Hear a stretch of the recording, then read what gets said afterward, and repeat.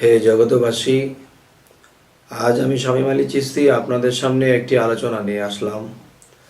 সে আলোচনাটি হলো যে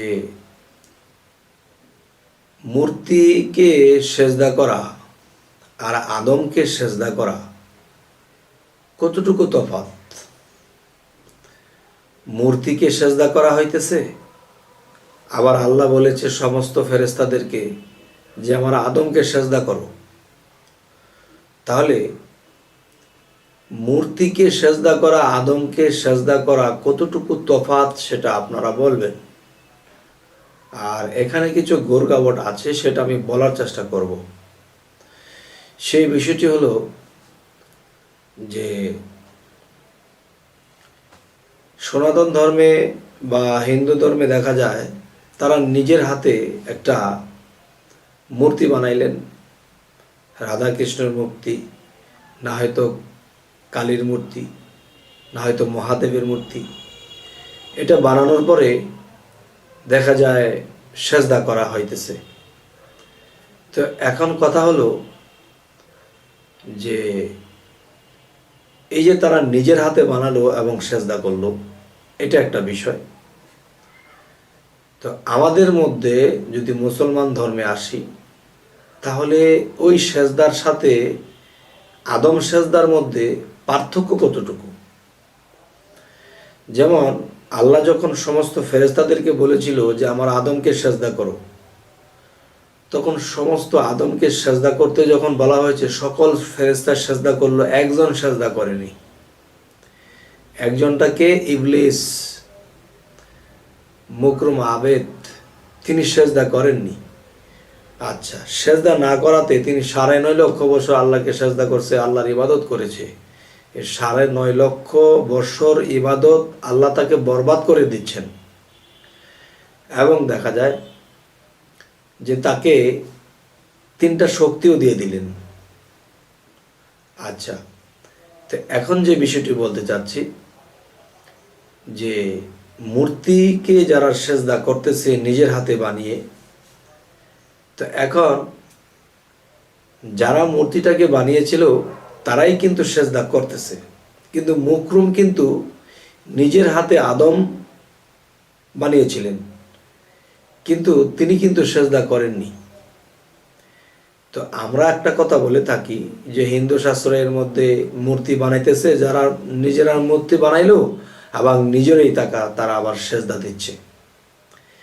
তাহলে বলতে চাই যে আমরা কয় ঢালে কথা বলবো, যে তারা নিজের হাতে মূর্তি বানাইলো এবং নিজেরাই তারা সেজদা করতে লাগলো, তাহলে তারা অপরাধী। তাহলে মুকরুম যখন এই মূর্তিটাকে বানানো হলো, যেমন আদম যে বডি, যে মূর্তির স্বরূপটা বানানো হলো, তখন কিন্তু যে বানাইছে সে কিন্তু সেজদা করেনি। যারা মূর্তিকে সেজদা করেছে তারা কিন্তু মূর্তিকে বানায়নি, তারা সেজদা করেছে। আর যে বানাইছে সে কিন্তু সেজদা করেনি। আচ্ছা, এখানে সেজদা না করে সে অপরাধী। আর এদিকে হিন্দু শাস্ত্রের মধ্যে যারা মূর্তিকে বানালো নিজেরা সেজদা করলো, তারা হলো আমাদের কাছে অপরাধী। মুসলমানের লোক বেশিরভাগ বলে থাকে এটা একটা অপরাধ, কারণ সেজদাটা তো আল্লাহ পাবে। তাহলে ওইদিকে মুকরুম না করার কারণে সে অপরাধী হইল, আর এখানে যখন করে তো এখানে অপরাধী হয়ে যায় আমাদের কাছে।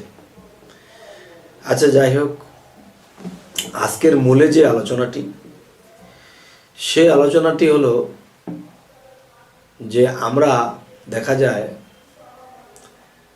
যে এ পর্যন্ত শুনে এসেছি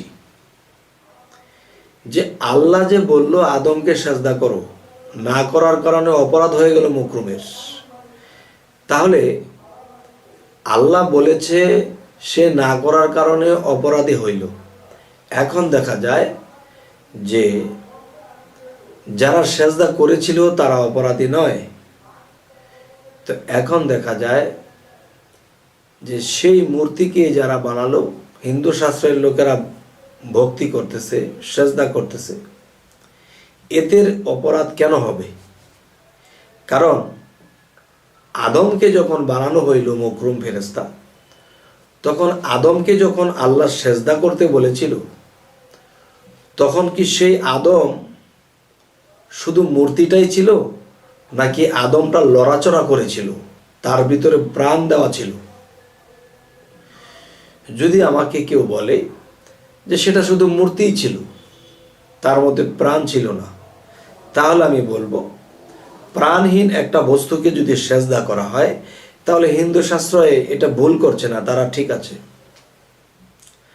আর যদি বলা হয় যে না, আদমকে যখন বানানো হলো তখন আল্লাহর হুকুমে রূহ ফুৎকার করা হয়েছে, তখন আদম নড়াচড়া করেছে, তখন ফেরেশতারা আদমকে সেজদা করেছে, তাহলে আমি বলবো যে সে আদম হলো আদি আদম, আর আমরা হলাম বনি আদম। এখন সে আদমকে যদি সেজদা করতে বলা হয়েছিল, আর সে আদম যদি লড়াচড়া করে থাকে, প্রাণ ছিল তার ভিতরে, আর ওই অবস্থা থেকে সেজদা করতে বলা হয়েছিল, তাহলে বোঝা গেল যে সে যদি আদি আদম হয়, তা আমরা কি বনি আদম, আর বনি আদমের মধ্যে কিন্তু পীর আউলিয়া হইতেছে। তাহলে সেই জীবিত আদম সে যদি লড়াচড়া করে থাকে, আর ওই অবস্থায় যদি ফেরেশতারা সেজদা করে থাকে, তাহলে বুঝবো যে বর্তমানে পীরেদেরকে যে সেজদা করা হয় এটা তাহলে সঠিক আছে। কেননা পীরও তো লড়াচড়া করে, তার মধ্যে তো প্রাণ আছে। তাহলে তাকে যদি সেজদা করে এবং সে আদমকে যখন নড়াচড়া করতে দেখে যদি সেজদা করে থাকে, তাহলে এই পীর আউলিয়াদেরকে যদি কেউ সেজদা করে, তাহলে কোনো সমস্যা নেই। তবে কেন বলা হয় পীরকে সেজদা করছে দেখে আসছি? কেন? আদমকে যখন সেজদা করেছিল তখন কি বলেছিল আদম আকবার? আদমকে বলেছিল মানুষ আকবার, আদি আদম আকবার? না বাবা, বলা হয়েছিল আল্লাহু আকবার। তাহলে এই সেজদাটা আদমের কালবে বসে আল্লাহ নিয়ে গেল। তাহলে বনি আদম যে পীর আউলিয়ারা বর্তমান আছে, একজন পীর মমিন না হয়ে কখনো পীর হতে পারে না। তাহলে মমিনের কালবে যদি আল্লাহ থাকে, তো সেজদা দিবেন কোন দিক ফিরে? তখন মমিন যদি আমার মুর্শিদ হয়ে থাকে, তাহলে মুর্শিদের কালবে বসে আল্লাহ এই সেজদাটা নিয়ে গেল। যখন আমরা বললাম আল্লাহু আকবার, তাহলে এই সেজদাটা আল্লাহ নিয়ে গেল।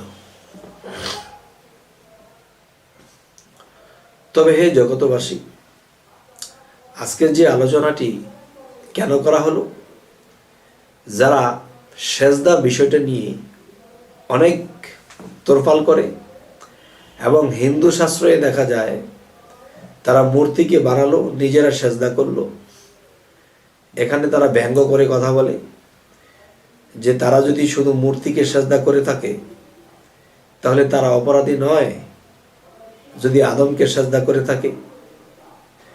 আর যদি আদম জীবিত থাকে, তাহলে সেই আদমকে সেজদা করা যদি আল্লাহ হালাল করে থাকে, তাহলে পীর আউলিয়াদেরকে সেজদা করাও হালাল। কেননা সে আদমও জীবিত, পীর আউলিয়ারও তো জীবিত। সে আদমের কালবে আল্লাহ ছিল, এখন পীর আউলিয়ার কালবেও তো আল্লাহ আছে। যাই হোক, আজকের যে আলোচনাটি বোঝানো হলো যে মূর্তি পূজা আর মুসলমান শাস্ত্রের মধ্যে যখন যাব, তখন দেখব মূর্তিকে তারা সেজদা করে, আর আদম সৃষ্টির শুরুতে আদমকে ফেরেশতারা সেজদা করে। তাহলে আজকের মূল বিষয়, সেই মূর্তিকে সেজদা করা হালাল যদি আমাদের আদি আদম মূর্তি থাকে, আর সেই মূর্তি অবস্থায় যদি সেজদা করে থাকে, তাহলে তাদের মূর্তি পূজা হালাল।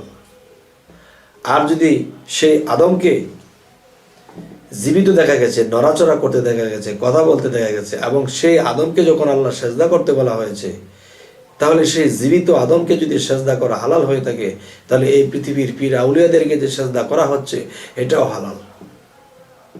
এখন কোন পক্ষ নেবেন, কোনটা বুঝবেন, কোনটা আমাকে বলবেন, একটু বুঝে শুনে আমাকে কমেন্ট করবেন যে আমি আসলে কি বুঝাইতে চাইলাম এবং আপনাদেরকে কি বুঝাইলাম এবং আপনারা কি বুঝলেন। তবে হে জগতবাসী, আজ এই বলেই রাখবো, সকলেই ভালো থাকবেন। আল্লাহ হাফিজ।